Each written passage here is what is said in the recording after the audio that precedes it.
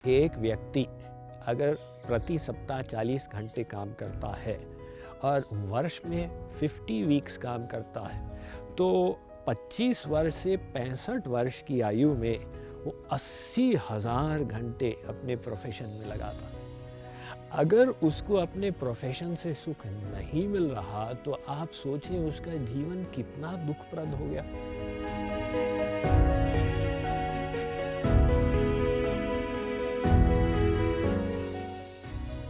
पोथी पढ़ पढ़ जग मुआ, पंडित हुआ ना कोई, ढाई अक्षर प्रेम के, पढ़े तो पंडित हुए।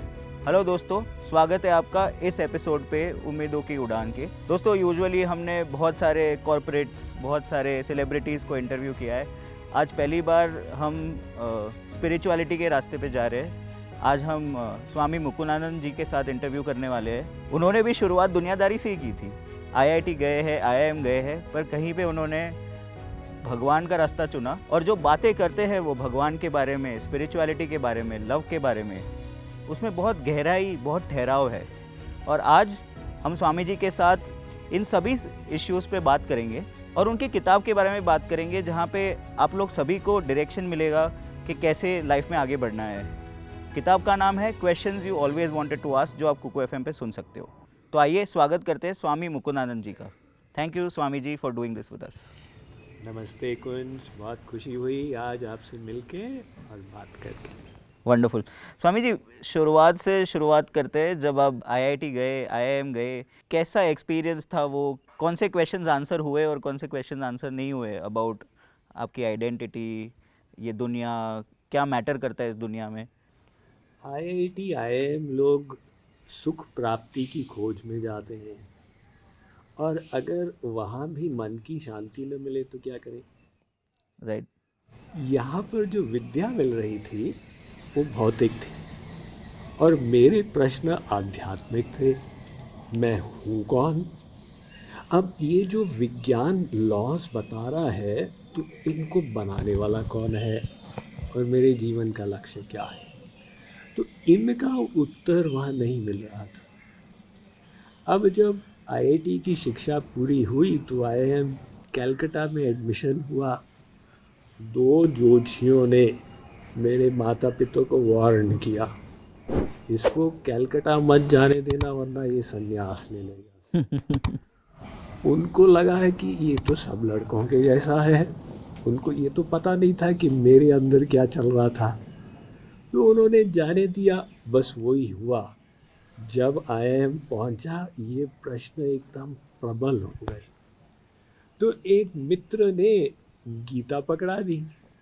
उसके द्वारा समझ में आ गया कि मैं शरीर नहीं हूँ, मैं आत्मा हूँ और आत्मा परमात्मा का अंश है। ये विश्वास जब बैठ गया तो साधना शुरू कर दी और मन भगवान में लग गया। स्वामी जी, आपके जो बैचमेट्स थे IIT में, IIM में, जब आपने बोला कि मैं आध्यात्म का रास्ता लूँगा, तब उनका क्या रिएक्शन था और उनके रिएक्शन से आपको कैसा फील हुआ? देखिए, अब वो सब युवावस्था में थे और उनको मेरी बात समझ में नहीं आती थी, तो अधिकांश को लगता था कि ये तो पागल हो गया है। और साथ ही साथ रिश्तेदार भी आ गए विरोध करने में। लेकिन जो कहते हैं कि भगवान की पुकार जीवन की सबसे तीव्र पुकार होती है, वो एक बार उठ जाए उसको कोई रोक नहीं पाता। तो मेरे अनुभव में आ गया और मैंने सबके विरोध के बावजूद कदम उठाया। अब 25 साल के बाद सर्कल पूरे का पूरा घूमा। मैंने संन्यास लिया 1984 में। 2009 में हमारे बैच के सिल्वर जुबली एलुमनाई मीट हुई IIM कलकत्ता में। अब तब तक मेरे बैचमेट्स संसार के चक्कर से काफ़ी मात्रा में निकल चुके थे, तो एक गहराई आ गई थी सोच में। बिल्कुल।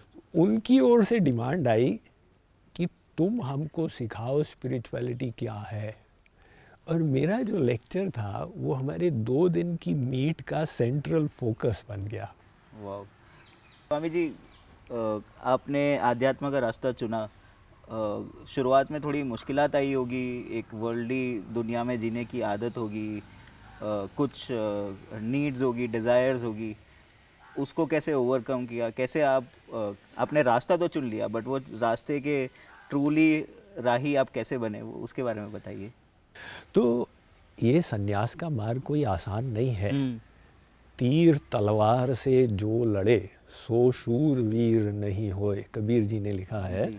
माया तजी भक्ति करे शूर कहावे सोए। लेकिन मैंने एक जीवन में एक सिद्धांत को अपनाया कि जिस चीज़ को सत्य माना है उसके मार्ग में चलना है, भले वो कितना भी कठिन हो। यानी सुविधा को प्रायोरिटाइज नहीं किया, अपने विश्वास के आधार पर चलने को प्रायोरिटाइज किया। और फिर उसमें संघर्ष आए, उसमें तो मज़ा है, क्योंकि वो संघर्ष में हमारा उत्थान होता है। और उत्थान में हम जब प्रयास करते हैं तो अंदर से एक आत्मसंतोष मिलता है। ये मुश्किल होता है स्वामी जी। हमारे जो कुकू एफएम के यूज़र्स हैं उनसे भी हम जब बात करते हैं तो उनके यही प्रॉब्लम्स होते हैं कि मैं कोई रास्ता तो चुन लूँ बट मुझे इतना सारा ऑपोजिशन आता है, ऑब्जेक्शन आता है पेरेंट्स से, रिलेटिव से, दोस्तों से, और उससे फिर मेरा बिलीफ, मेरा फेथ डगमगा जाता है। जब ऐसे बिलीफ डगमगा जाता है तो किसकी तरफ मुड़ के देखना चाहिए ताकि तुम फिर से बिलीफ स्ट्रॉन्ग कर सको? देखिए, ये जो बिलीफ्स जो हैं हमारे अंदर, इनका महत्व कितना है, हमारे जीवन की दिशा को निर्धारित कर देते हैं। अब किसी ने बिलीफ बना लिया है कि सबसे बड़ा रुपया, तो जीवन भर उसी को कमाने में लगा हुआ है। किसी ने ये बिलीफ बना ली कि फेम, यश में सुख है, उसके पीछे भाग रहे हैं, है ना। तो ये बिलीफ्स कितनी महत्वपूर्ण है। अब लोग बिलीव्स बनाते कैसे हैं? 5 दोस्तों ने कहा कि शराब में सुख है, तो व्यक्ति कहता है ये सब 5 सही कह रहे होंगे, तो उसके जीवन की दिशा बदल जाती है। लेकिन हमारे शास्त्र कहते हैं कि ये बिलीव्स को सोच के बनाना चाहिए।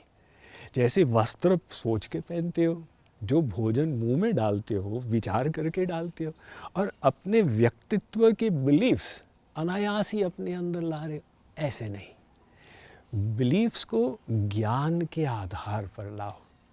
अर्थात पहला स्टेप है कि श्रेष्ठ ज्ञान, उत्तम ज्ञान प्राप्त करो। और उसके उपकरण 2, एक हमारे शास्त्र और दूसरे भारतवर्ष के संतों की परंपरा। वो ज्ञान को ग्रहण करो, उसके आधार पर बिलीफ्स बनाओ।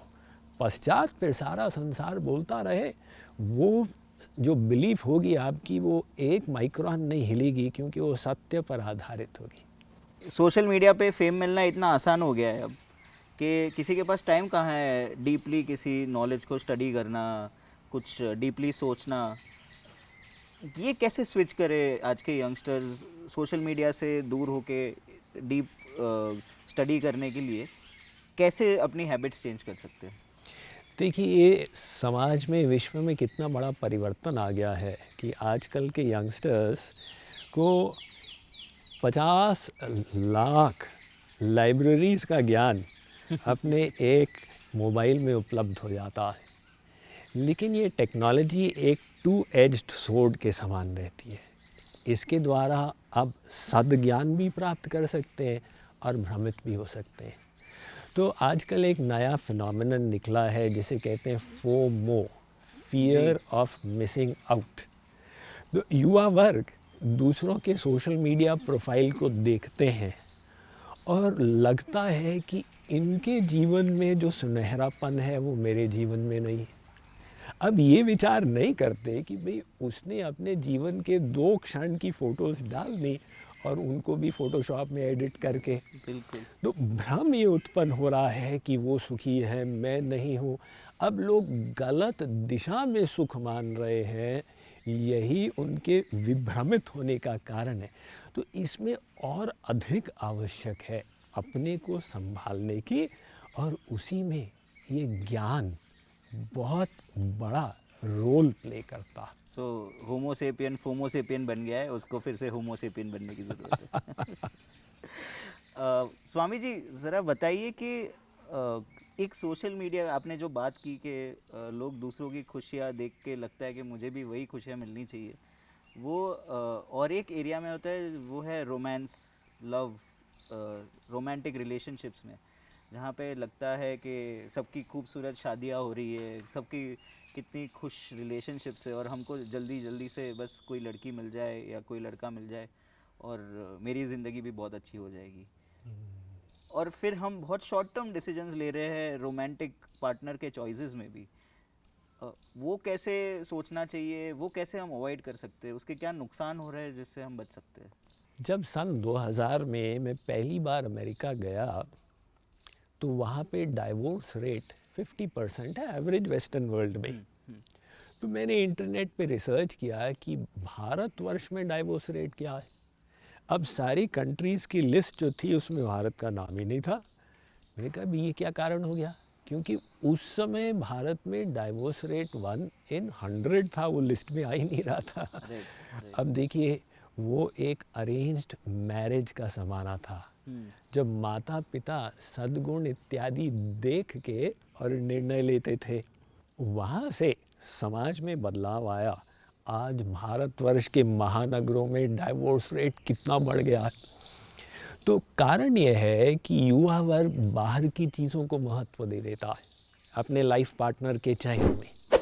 तो वो गहरा नहीं सोच पाते हैं कि कौन सी चीज़ों को महत्व देना है, बाहर के चमक धमक को दे देते हैं। तो क्या पुराना सिस्टम अच्छा था कि माता पिता निश्चय करें, बच्चे का उसमें कोई रोल नहीं है? अब हम वापस तो जा नहीं सकते, इसलिए आज के समय में युवा वर्ग को ही अपने बोध को बढ़ाना होगा कि लाइफ पार्टनर के चयन में कौन सी बातों पर ध्यान देना है, और बाहर जो लुक्स इत्यादि है या टेम्परेरी रोमांस है, वो रोमांस तो लास्ट करेगा नहीं। अब जीवन भर यही देखेंगे ना, अरे भाई इसके तो मुँह से बदबू आती है इत्यादि इत्यादि। तो इसलिए अपने लाइफ पार्टनर को कैसे चयन करना है, इसको गंभीरता से समझना चाहिए युवा वर्ग। थोड़ा और बताइए स्वामी जी कि अगर आउटवर्ड लुक्स नहीं देखने चाहिए तो क्या देखना चाहिए लाइफ पार्टनर में? सबसे इम्पॉर्टेंट चीज़ होती है स्वभाव। व्यक्ति का स्वभाव कैसा है। तो अगर किसी का अत्यंत स्वार्थी स्वभाव है, क्रोधी स्वभाव है, तो आप उससे परेशान रहोगे। दूसरी चीज़ होती है कि क्या आपकी मनोवृत्ति उनकी मनोवृत्ति मिलती जुलती है, क्योंकि अगर इसमें भेदभाव आ गया, कोई आध्यात्मिक मार्ग का पथिक है और किसी का लक्ष्य भौतिक है, तो आप जब सत्संग करना चाहोगे आपका पार्टनर उसमें ब्रेक डालेगा। तो ये सब बातें जो हैं, इनका ज़्यादा इम्पोर्टेंस होता है। आई डोंट थिंक दुनिया के 99% लोगों में वो करेज होता है, वो ब्रेवरी होती है जो आपने दिखाई है कि संन्यास ले लिया।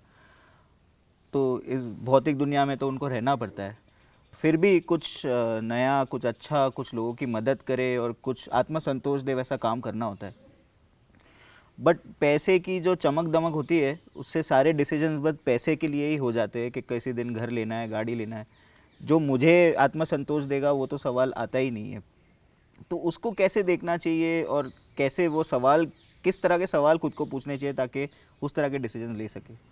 जैसे लाइफ पार्टनर का चयन करना महत्वपूर्ण है, ऐसे ही अपनी कैरियर चॉइस भी बहुत इम्पॉर्टेंट है।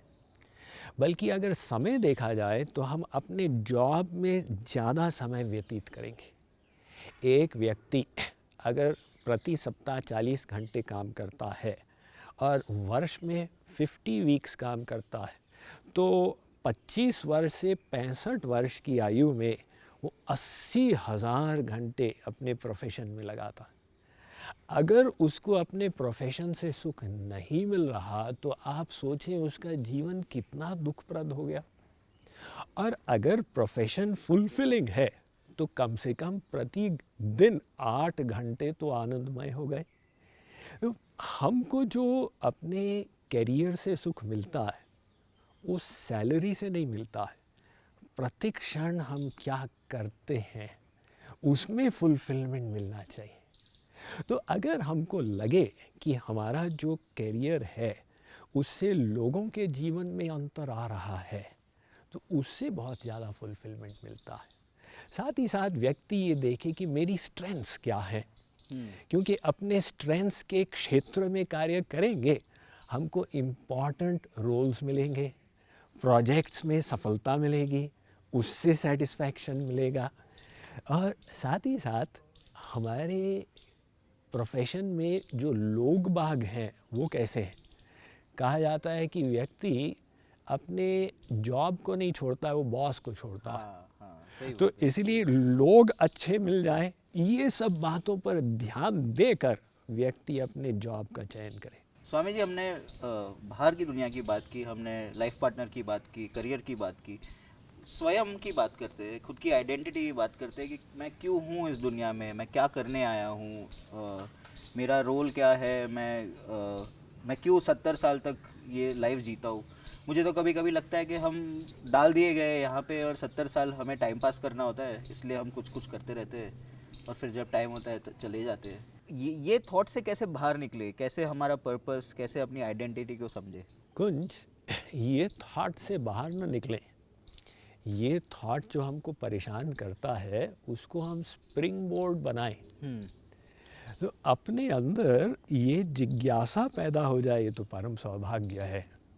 और वो जिज्ञासा को हम सही दिशा में मोड़ें तो हम बोध की ओर चलेंगे। अब ये प्रश्न करने वाले ही कम होते हैं। एक व्यक्ति घोड़सवार दौड़ा जा रहा था। किसी ने पूछा, कहाँ जा रहे हो भाई? उसने कहा, मुझे पता नहीं, घोड़े से पूछो। तो ऐसे ही लोग जीवन भर भाग रहे हैं, उनको पूछो भी किस चीज़ के लिए भाग रहे हो? आनंद के लिए भाग रहे हैं। जिस दिशा में तुम जा रहे हो वहाँ आनंद है क्या? ये गंभीरता से विचार तो करो। अब देखिए, हमारे शास्त्रों ने अध्यात्म की शुरुआत यहीं से की कि शरीर तो हाड़ मांस का पुतला है, तुम इससे परे एक दिव्य तत्व हो जिसका नाम है आत्मा, जो अजर है, जो अमर है। तो जैसे एक गाड़ी में एक ड्राइवर बैठा हुआ है। अब ड्राइवर को भूख लगी है और गाड़ी में पेट्रोल डालते चले जाएं तो ड्राइवर का समाधान तो होगा नहीं। ऐसे ही हम शरीर के सुखों को अपने आप को प्रदान करते जाते हैं और आत्मा भीतर से कहती है, मुझे तो सुख मिला नहीं। तो इसीलिए इसमें हमको समझना है, मैं कौन हूँ, वो परमात्मा कौन है जिसने मुझे यहाँ भेजा और किस लिए भेजा। मेरे जीवन का एक श्रेष्ठ लक्ष्य जरूर होगा। जिसने इतना विचित्र संसार बनाया उसका कोई बहुत बृहद प्रयोजन होगा। इन सब प्रश्नों का उत्तर समझना, यही तो आध्यात्मिक यात्रा है। स्वामी जी, ये बहुत अच्छी बात बोली आपने और इसके बारे में सिर्फ मैं नहीं, हमारी जो सारी ऑडियंस है वो भी सोचेगी। अ, आपकी किताब पे आते हैं। आपकी किताब लिखने का ध्येय क्या था और आपने क्या कहने की कोशिश की आपकी किताब के द्वारा? समाज की सेवा विभिन्न प्रकार की होती है। लोग हतोत्साहित हैं, उनको आशा दो, ये भी सेवा है। लोग इनसिक्योर फील करते हैं, उनको कॉन्फिडेंट बनाओ। लोग भ्रमित हैं, उनका मार्गदर्शन करो। अब सेवा जो है मात्र इतना ही नहीं है कि भाई आपने रोगी को दवा दे दी। सबसे बड़ी सेवा है लोगों को सही ज्ञान मिल जाए। इसलिए हम लोग अपनी संस्था जेके योग में एक स्लोगन अपनाए हुए हैं, transforming the world through wisdom. तो इसी के प्रयास में ये किताब लिखी गई है, questions you always wanted to ask. लोगों के मन में महत्वपूर्ण प्रश्न रहते हैं जिनका उत्तर पाना उनके लिए बहुत इम्पॉर्टेंट होता है। अब कहाँ से पाएं, कौन सी किताब खोजें? तो मैंने सोचा कि लोगों के जो प्रश्न बार बार आते हैं उनको एक जगह संकलित करके उनका एक बाइट साइज यानी छोटे से जगह में तर्क संगत अगर उत्तर मिल जाए तो लोगों का समाधान हो जाएगा। इस प्रयोजन से किताब लिखी। कुछ बताइए, कैसे सवालों के जवाब मुझे इस किताब से मिल सकते हैं? जैसे एक प्रश्न लोगों के मन में उठता है कि जो व्यक्ति अच्छा करता है उसके साथ बुरा क्यों होता है। दूसरा प्रश्न लोगों के मन में उठता है कि भगवान अगर अच्छे हैं, हमारे परम पिता हैं, तो संसार में विपत्ति, बाढ़, भूकंप आदि ये सब क्यों भेजते हैं? तो इस प्रकार से के 50 से अधिक प्रश्न मैंने उसमें उठाए हैं और ये विश्वास दे सकता हूँ कि लॉजिक के साथ उसको समझाया है कि किसी के लिए भी वो तार तार अलग हो जाए।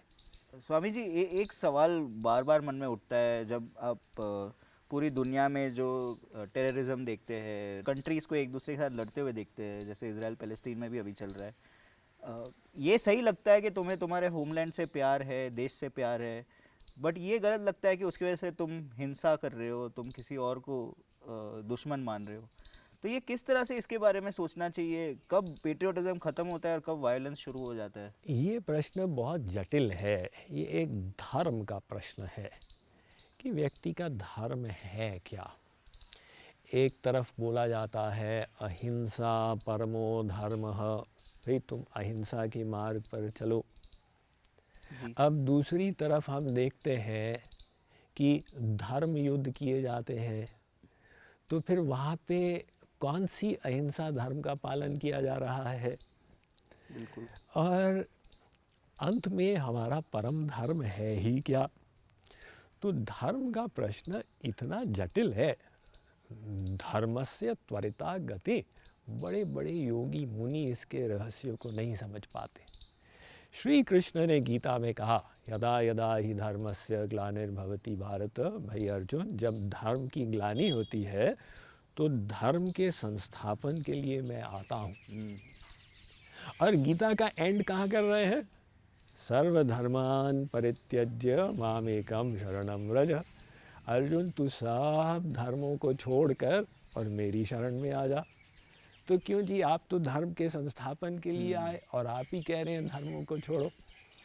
तो इनकी गुत्थियों को सुलझाने के लिए धर्म को हम दो भागों में विभाजित कर सकते हैं। एक है शारीरिक धर्म, उसके अंतर्गत आता है माता की सेवा करना, पिता की सेवा करना, मातृदेवो भव पितृदेवो भव, अपने देश की सेवा करना इत्यादि, ये सब शारीरिक धर्म है। और जब आत्मा की बात आती है तो आत्मा मात्र परमात्मा का अंश है और आत्मा का धर्म है परमात्मा से प्रेम करना। इसी को कहते हैं परम धर्म। तो हमें जीवन को सफल बनाने के लिए वो परम धर्म को अपनाना है।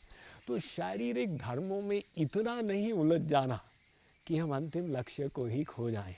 इसलिए उसमें थोड़ा सा अंकुश ज्ञान के द्वारा लगाया जाता है। आपने माता पिता की बात की और आज के मॉडर्न ज़माने में वो रिश्ता थोड़ा सा कॉम्प्लिकेटेड हो गया है। तुम्हारे सपने, तुम्हारे जो खुद की आध्यात्मिक जर्नी होती है, उसके लिए घर से निकलना ज़रूरी होता है और माता पिता का ध्यान रखना भी ज़रूरी होता है, क्योंकि उन लोग ने तुम्हारे बचपन में तुम्हारा ध्यान रखा है। तो ये एक कॉन्ट्रैक्ट होता है कि अब तुम्हें उनका ध्यान रखना है जब उनकी ओल्डर एज आ जाए। तो वही है, वो शारीरिक जो आप बोल रहे थे चीज़ें हैं, ये सब तो रहती है। उनको कैसे ओवरकम करें ताकि अपनी जर्नी फ्रीली कर सके? कि क्या हम फ्रीली ये जर्नी कर ही नहीं सकते? माता पिता के प्रति हमारा एक कर्तव्य तो है, उससे ऊंचा कर्तव्य हमारा आध्यात्मिक माता पिता के प्रति है, भगवान जो हमारे सनातन पिता हैं। तो माता पिता को कष्ट नहीं देना चाहिए, उनकी आज्ञा को उल्लंघन नहीं करना चाहिए उच्छृंखलता पूर्वक कि मुझे सुख चाहिए इसलिए उनकी बात न मानो। लेकिन अगर हमारा एक श्रेष्ठ ध्येय है, उसके लिए हमको अवहेलना करनी पड़े तो जायज़ है। अब व्यक्ति कहे माता पिता को कष्ट मिलेगा तो हम फौज में भर्ती ही न हो, क्योंकि वहाँ पर अगर मर गए तो क्या होगा। तो इसीलिए श्रेष्ठ लक्ष्य के लिए अगर हमको वो रिश्ता, अगर हमें वो कर्तव्य को थोड़ा सा उल्लंघन करना पड़े तो गलत नहीं है। अगर हम कहें कि माता पिता की इच्छा के अनुसार ही चलेंगे तो उनकी जितनी समझ है उसमें तुम्हारा जीवन सीमित हो जाएगा, तो ये संसार आगे कैसे बढ़ेगा। राइट। माता पिता वो धनुष हैं जिससे आपको छोड़ा गया और आपको उनसे भी आगे जाना है। इसी प्रकार से तो संसार का विकास होगा। ये देख के ये भी होता है कि क्या मुझे माता पिता बनना चाहिए, मतलब क्या मुझे बच्चे पैदा करने चाहिए या मुझे नहीं पैदा करने चाहिए, क्योंकि ये दुनिया तो काफ़ी सफ़रिंग वाली है, काफ़ी दुख वाली है, काफ़ी हिंसा वाली है। तो ऐसी दुनिया में क्या बच्चे लाने चाहिए? तो ऐसे जब सवाल आते तो उनके साथ कैसे डील करना चाहिए? देखो, हमारे यहाँ पर कई ऋण बताए गए हैं। जैसे एक देवताओं के प्रति ऋण है, देव ऋण। एक पितरों के प्रति ऋण है, माता पिता के प्रति ऋण है कि वो आपको संसार में लाए। उस ऋण से उऋण होने के लिए आप अपना आगे संतान उत्पत्ति करो। लेकिन अब व्यक्ति की समझ में आ गया है कि भाई इसमें तो इतनी उलझन है और हम उस उलझन में नहीं पड़ना चाहते। तो जब किसी का ऐसा वैराग्य का भाव उत्पन्न होता है तो हमारे शास्त्र कहते हैं यद हरेव विरजेत तद हरेव प्रव्रजेत गृहाद वा वनाद वा ब्रह्मचर्याद वा। उस समय तुमको अधिकार है कि वो निम्न कर्तव्यों को छोड़ने का, क्योंकि आप उससे एक और ऊंचा कर्तव्य पकड़ रहे हैं। स्वामी जी, आपने संन्यास लिया, उसके बाद आपकी जर्नी ना सिर्फ इंटरनल रही है पर एक्सटर्नल भी रही है। आपने अपनी स्पिरिचुअलिटी का मैसेज पूरी दुनिया में फैलाने की कोशिश की है। ये क्यों ज़रूरी था और इसको आपने किस तरह से किया, इसके बारे में थोड़ा बताइए। कुंज, ये सब मेरा प्रयास जो है गुरु ऋण से उऋण होने के निमित्त है। तो पुराणों में आख्यान आता है कि राजा जनक ने अपने गुरु से पूछा कि गुरुदेव, आपने इतना बढ़िया ज्ञान कराया, मैं बदले में आपको क्या दे सकता हूँ।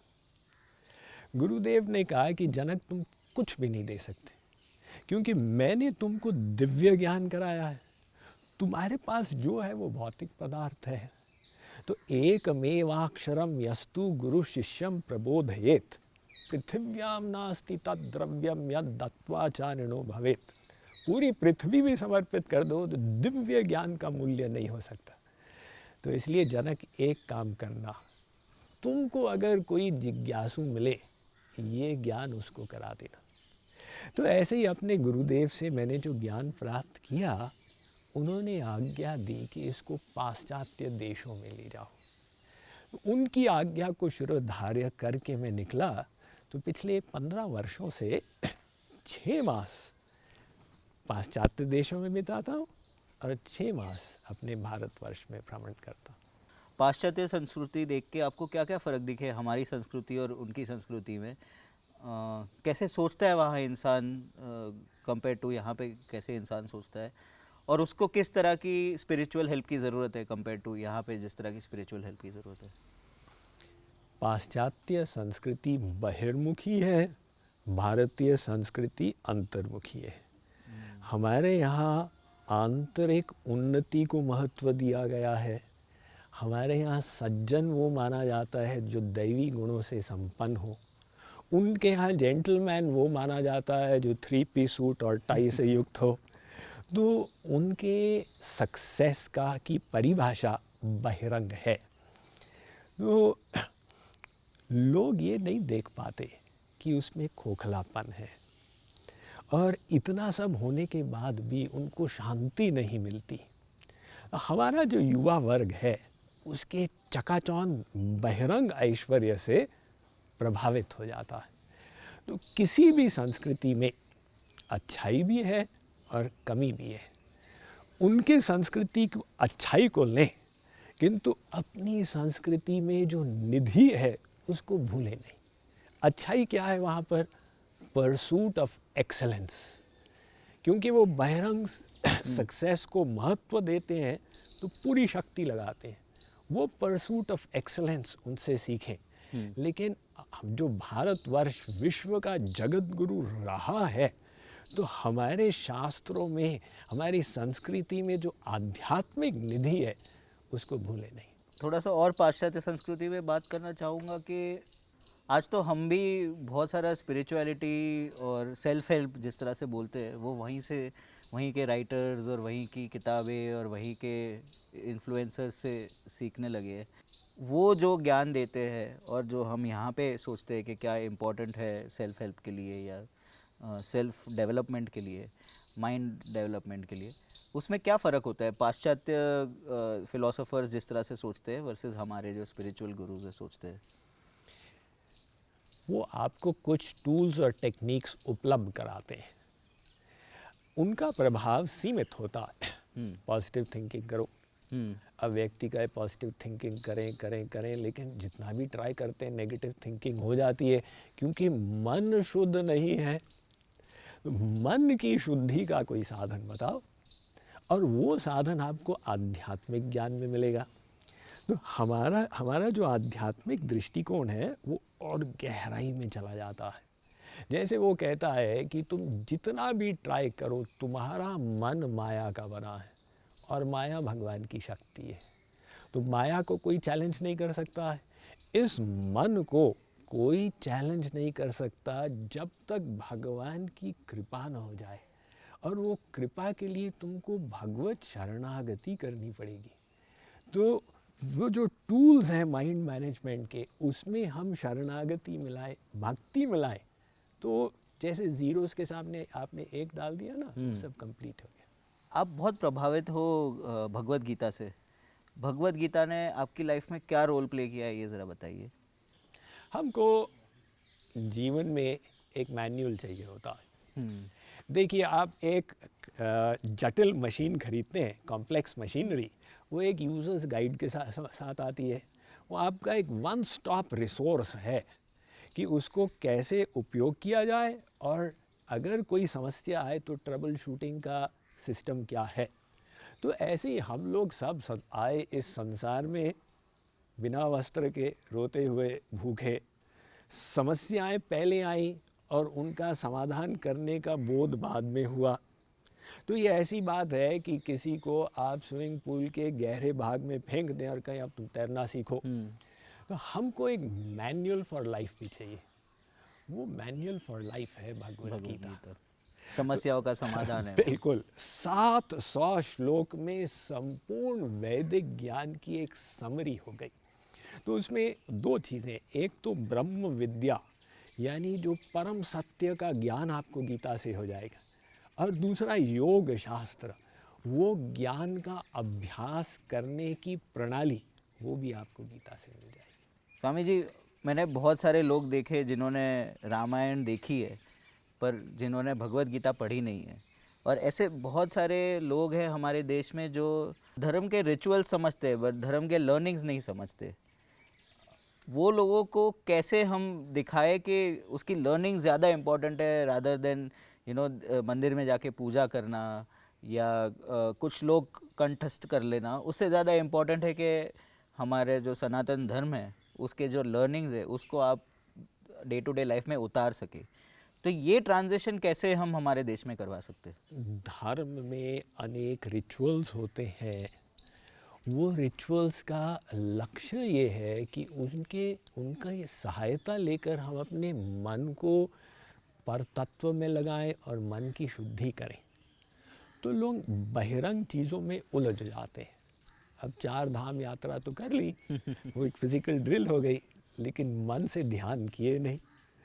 तो इसके बजाय अगर हम अंदर की यात्रा में चलें तो वास्तव में धर्म का प्रयोजन हल होगा। अब अगर हम गंगा स्नान करके आ गए तो हमने धर्म के नियम का पालन कर लिया, लेकिन अपने मन को हम उच्च विचारों से हम निर्मल करें तो हमारी आत्मा का उत्थान होगा। इसलिए आध्यात्म धर्म का सार है। तो उसमें ये परिवर्तन में ज्ञान की एक बहुत बड़ी जिम्मेदारी है। देखिए, तुलसीदास जी तो भगवान राम के परम भक्त हुए। उन्होंने कहा, सोहन राम प्रेम बिनु ज्ञानु, बिना ज्ञान के राम से प्रेम नहीं होगा। अब आप सीताराम सीताराम सीताराम बोलते जा रहे हैं तो बहुत बढ़िया है, भगवान का नाम ले रहे हैं, लेकिन अगर सीताराम के बारे में ज्ञान हो जाए, देखिए आपको एक अंगूठी मिली, आपने सोचा ये कृत्रिम है, 100 रुपए की है, तो आपका उससे प्रेम नहीं है। आपको ज्ञान हो गया कि असली सोना है, ये हीरा 1 लाख का है, तो प्रेम हो गया। ऐसे ही जब हमें परात्पर तत्व का ज्ञान होगा तो ऑटोमेटिक हम जो भक्ति चाहते हैं उसकी वृद्धि होगी। स्वामी जी, ऐसा कोई एग्जाम्पल दीजिए जहाँ पे पश्चिम में भी 6 महीने स्पेंड करते हैं, जहाँ पे आपने भक्तों से बात की और आपको कुछ इंटरेस्टिंग इंसाइट मिला होगा, नहीं ये इंडिया में इस तरह के भक्त नहीं होते, कुछ अलग तरह के लोग होते हैं यहाँ पे। ऐसे कुछ एग्जाम्पल्स, कुछ सवाल, कुछ सिचुएशन हुई हो तो बताइए। जब मैं पहले अमेरिका गया तो अकॉर्डिंग टू बुक विशुद्ध अध्यात्म का प्रचार करता था, लेकिन वहाँ के लोगों की मनोवृत्ति अलग थी। वो ज़्यादा प्रैक्टिकल ओरिएंटेड थे। तो उनका प्रश्न था कि इस ज्ञान से हमारा क्या लाभ होगा, सीधा पॉइंट पे आओ, टेंजिबल आउटकम बताओ। टेंजिबल आउटकम चाहिए। और हमारे जो भारतवासी वहाँ रहते हैं उनका मनोभाव भी ऐसा हो गया, प्रैक्टिकल ओरिएंटेड हो गए। मुझे लाभ चाहिए, तुम बताओ इसमें मेरा लाभ क्या हो रहा है। तो फिर मैंने अपने ज्ञान का भी यूआई चेंज कर दिया, यूज़र इंटरफेस। माइंड मैनेजमेंट सिखाने लगा। भी देखो, सब तो अपने मन से परेशान है और तुम चाहते हो कि हम अपने माइंड को कंट्रोल करें, और तुम्हारे पास साधन नहीं है। हमारे शास्त्रों के साधन में तुमको बता रहा हूँ, तो सब सुनने लग गए। तो ये एक अंतर।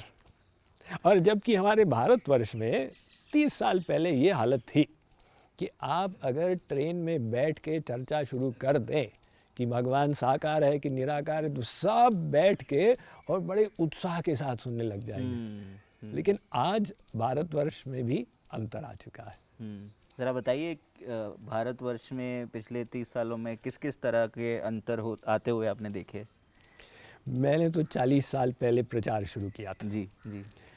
तो उस समय ये हालत थी कि आप एक छोटे गांव में जाएं, सारे का सारा गांव इकट्ठा हो जाता था। और अगर छोटे नगर में, जैसे 1990 में जब प्रवचन देता था, तो थोड़े से लीफलेट बांटे, हज़ारों लोग इकट्ठे हो जाते थे, क्योंकि उनके लिए मनोरंजन का साधन भी था। भी बाबा जी रोचक बात बता रहे हैं, भगवान की बात बता रहे हैं। लेकिन संडे को ऑडियंस आधी हो जाती थी। क्यों? क्योंकि संडे को दूरदर्शन पे एक पिक्चर आती थी, तो आधे लोग पिक्चर देखने चले जाते थे। फिर परिवर्तन आया तो डेली पिक्चर शुरू हो गई। फिर परिवर्तन आया तो दिन भर पिक्चरें। और फिर यूट्यूब शुरू हो गया, तो अब लोगों को 15 मिनट का चाहिए। और फिर उसके बाद इंस्टाग्राम आया, 1 मिनट का। अब लोग ऐसे ऐसे ऐसे करते हैं, तो डिस्ट्रैक्शन बहुत ज़्यादा हो गया। ये जो इंटरनल जर्नी है, जो आत्मा की खोज है, उसको कैसे अट्रैक्टिव, शाइनी, एक्साइटिंग बनाए? जैसे जो बाहर की सारी चीज़ें हैं उसकी तरफ ही मेरा सारा ध्यान जा रहा है, तो ये फ़ोन पे ये वाला ऐप कैसे कोई क्लिक करे, ना कि इंस्टाग्राम पर ये वाला ऐप जहाँ से मेरा इंटरनल जर्नी शुरू हो। देखिए कुंज, आश्चर्य की बात ये है कि जब हम अपने यूट्यूब चैनल के डेमोग्राफिक्स को देखते हैं तो युवा वर्ग सर्वाधिक उसे देख रहा है। जो 24 से 30 का एज ग्रुप है वो सर्वाधिक देख रहा है, और जो 18 to 24 है वो नंबर 2 आता है। और अगर इंस्टा की प्रोफाइल को देखें तो 18 to 24 वाला सेगमेंट सर्वाधिक देख रहा है। तो वो हो क्या रहा है कि उनको जब समस्या आती है, स्ट्रेस, नौकरी में स्ट्रेस हो रहा, अब क्या करें, तो जाके खोजते हैं यूट्यूब पे, और वो जब समाधान आ जाता है तो उनको लगता है हाँ भाई ये बात तो सही है। तो इसीलिए हमको आज ये लोगों को दिखाना है कि आपकी समस्या का समाधान हमारे आध्यात्मिक ज्ञान में जिस प्रकार से है, ऐसा संपूर्ण विश्व में आपको और कहीं नहीं मिलेगा। सो नया ऐप नहीं, उसी ऐप पे एक बेटर जगह बनाते हैं जहाँ पे लोग आए, ना कि दूसरी चीज़ें देखें, बट आध्यात्म की चीज़ें देखें, स्पिरिचुअलिटी की चीज़ें देखें। मैं ये कहता हूँ कि यूआई को थोड़ा सा चेंज करना है, जो यूज़र इंटरफेस। आपने जब डिसीजन लिया कि अब मैं यूट्यूब और इंस्टाग्राम पे भी वीडियोस डालता हूँ, आपके जो पुराने फॉलोअर्स थे उन्होंने कैसे रिएक्ट किया, और आपके जो नए फॉलोअर्स बने उन्होंने कैसे रिएक्ट किया? उनमें क्या फ़र्क दिखा आपको? कुछ लोग तो बोलने लग गए, स्वामी जी आजकल आप क्या प्रवचन देते हैं। आप ये जो बातें करते हैं, वो जो पुरानी बातें थी भक्ति की, वो कहाँ चली गई। हम कहते हैं भी हम सब प्रकार का ज्ञान दे रहे हैं, एक प्लेटफॉर्म पे एक प्रकार का, एक प्लेटफॉर्म पे एक प्रकार का, लेकिन फुलफिलमेंट इतना मिलता है कि भाई एयरपोर्ट गए, पब्लिक में गए, लोग आते जाते हैं, स्वामी जी आपका प्रवचन, आपका जो यूट्यूब चैनल सुनने से जीवन में परिवर्तन आ गया। तो हमको लगता है हाँ, यही तो ये करने लाभ चले हो थे रहा आप। है। बिल्कुल बिल्कुल सही है। स्वामी जी आपने स्ट्रेस के बारे में बात की, तो उसके ऊपर हमको रियलाइज़ होता है हमारे प्लेटफॉर्म में भी स्ट्रेस भगाने की जितने भी कंटेंट है वो बहुत अच्छा करते हैं।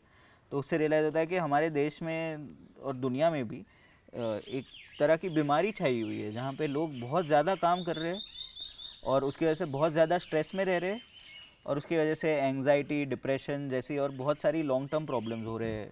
बहुत ही यंग लोगों को हो रहे हैं। 40 की उम्र पे लोग हार्ट अटैक से मर रहे हैं। ऐसे भी कहानियाँ बहुत बढ़ने लगी है।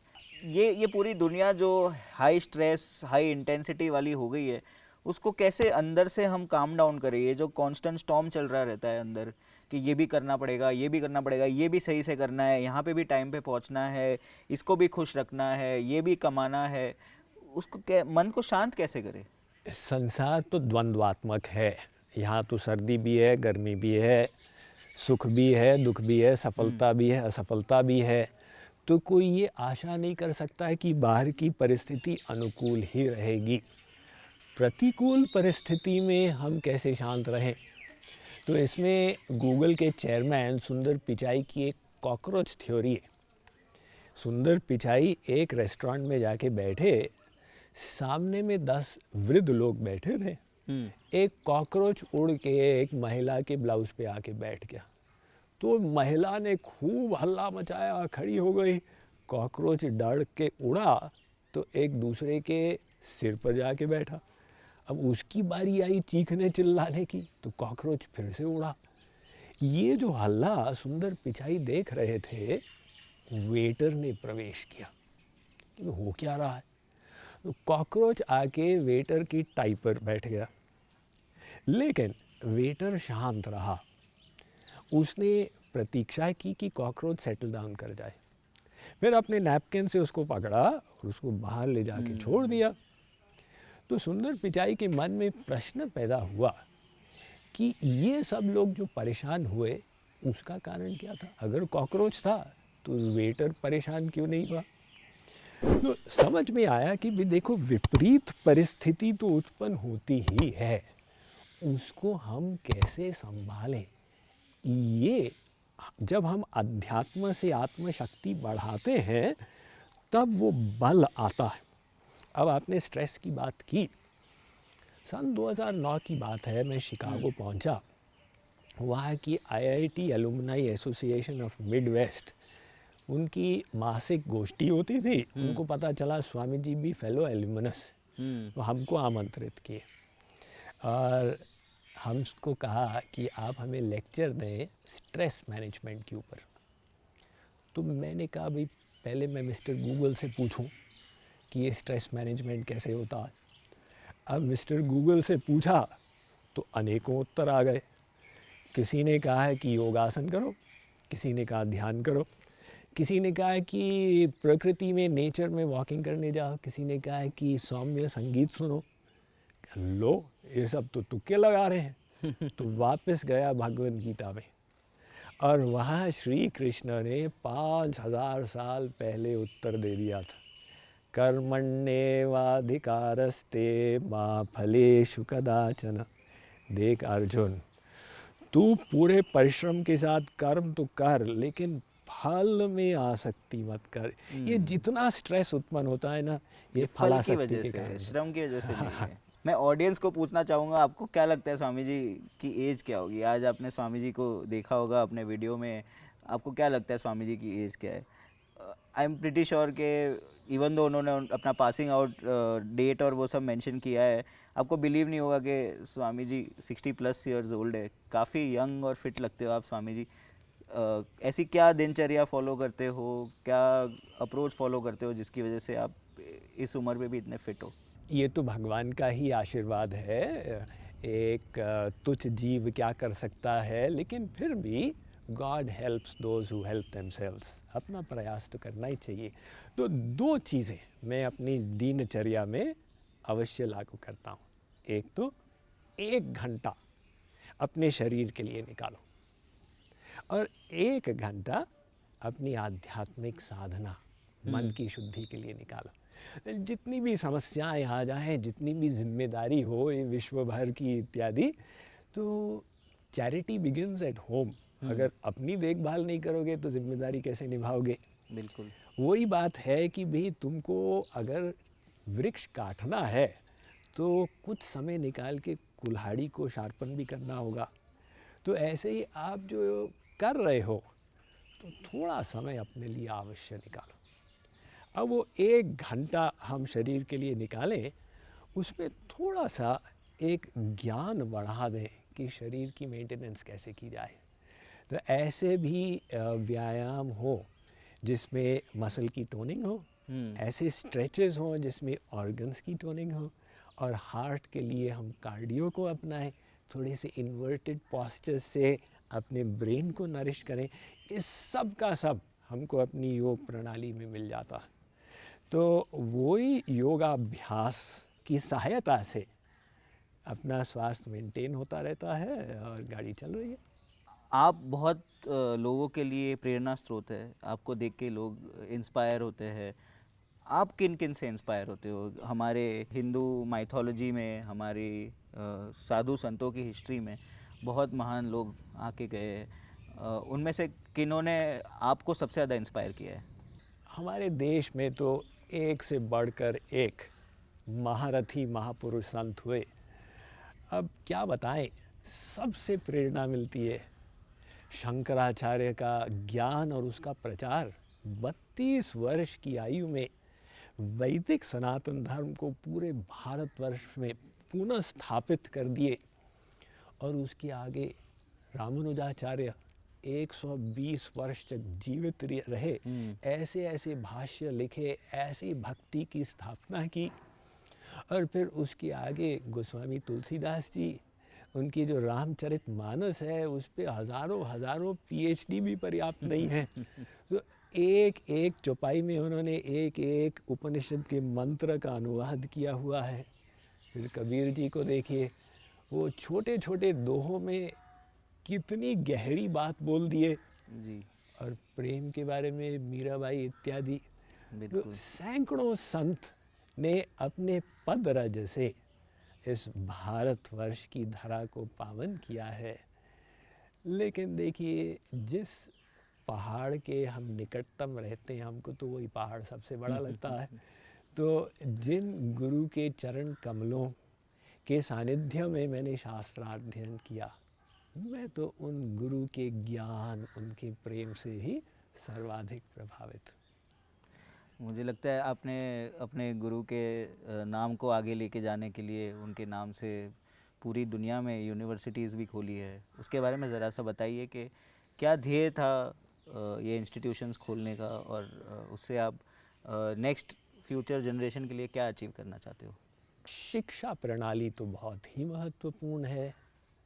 अब इसमें विकृति क्या है कि लोग ये समझते हैं कि हमको इंजीनियर बनना है, एडवोकेट बनना है, डॉक्टर बनना है और पैसा कमाना है, लेकिन श्रेष्ठ मनुष्य बनना है, इस पर महत्व नहीं दिया जा रहा।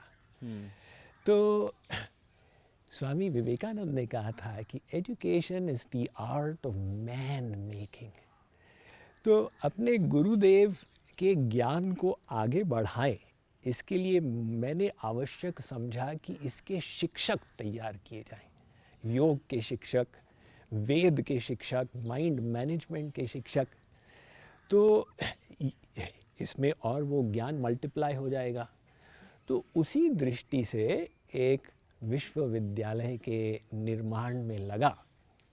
अभी वो कंस्ट्रक्शन स्टेज में है, लेकिन उसका स्वरूप इतना सुंदर बन रहा है कि मन में खुशी हो रही। आशा है कि ये जब पूरा तैयार हो जाएगा तो एक नॉलेज रिसोर्स क्रिएट कर पाएगा ऐसी फील्ड्स में। तो जो अपना जो जीवन का लक्ष्य है कि आध्यात्मिक ज्ञान का प्रचार हो, उसका एक माध्यम ये विश्वविद्यालय बने। Wonderful. Thank you so much Swami ji, आपने हमें ये टाइम दिया। और इन कुछ पलों में जब मैंने आपसे ये सवाल पूछे तो मुझे भी ये प्रतीत हो रहा है कि मेरा भी नॉलेज, मेरा भी विजडम थोड़ा बढ़ा है। और मैं बहुत एक्साइटेड हूँ कि ना सिर्फ मैं, कुकू एफएम के हमारे सारे यूज़र्स आपकी किताब पढ़ेंगे और आपसे रूबरू हो पाएंगे इस तरह से। So thank you so much Swami ji for this. Kunj, Kuku FM का ये जो प्रयास है ये बहुत सराहनीय है। तो मेरा तो लक्ष्य यही है कि अधिक लोग इस ज्ञान का पान करें और कुकू एफएम के माध्यम से अब ये जो ऑडियो बुक लोगों को सुनने का अवसर मिल रहा है, इसमें बहुत खुशी हो रही है। और कुकू एफएम के सब जितने भी टीम हैं, सबको बहुत बहुत धन्यवाद। दोस्तों, definitely check out questions you always wanted to ask Kuku FM पर, आपकी अपनी भाषा में।